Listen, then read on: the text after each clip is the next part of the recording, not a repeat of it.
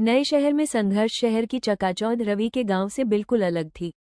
यहाँ की सड़कें चौड़ी थीं, इमारतें ऊंची थीं और लोगों की रफ्तार तेज। रवि को जल्द ही एहसास हुआ कि गांव में रहने वाले एक सीधे सादे लड़के के लिए यहाँ नौकरी ढूंढना पहाड़ चढ़ने जैसा मुश्किल है।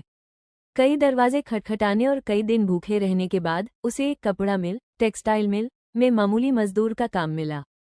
काम बहुत मुश्किल था। उसे दिन के 12 से 14 घंटे तक खड़े रहकर भारी भरकम मशीनों के साथ काम करना पड़ता था। मजदूरी बहुत कम थी, लेकिन रवि ने हार नहीं मानी। वो जानता था कि उसका लक्ष्य क्या है।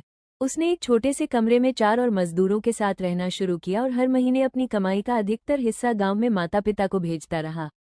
बल्ब कामयाबी की रोशनी रवि महज एक मजदूर बनकर नहीं रहना चाहता था। वो अपनी ईमानदारी, सीखने की लगन और कड़ी मेहनत से मिल के मालिक की नज़र में आ गया। वो अक्सर काम के बाद भी रुका रहता और मशीनें ठीक करने वाले कारीगरों से काम सीखता।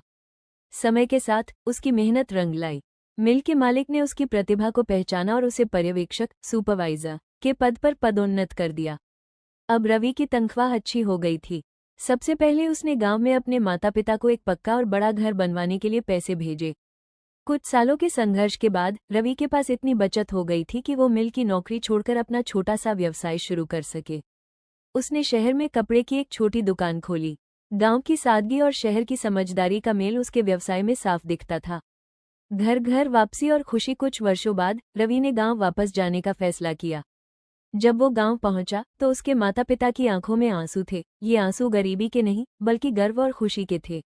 रवि ने न सिर्फ अपने माता पिता के लिए एक आरामदायक जीवन सुनिश्चित किया था, बल्कि उसने गांव के कुछ बेरोजगार युवाओं को भी अपने व्यवसाय से जोड़कर उन्हें रोजगार दिया। गांव के लोग उसे अब एक सफल इंसान के रूप में देखते थे, पर रवि हमेशा वही साधारण गांव का लड़का रहा, जिसने अपनी गरीबी को अपनी कमजोरी नहीं, बल्कि सबसे बड़ी प्रेरणा बनाया।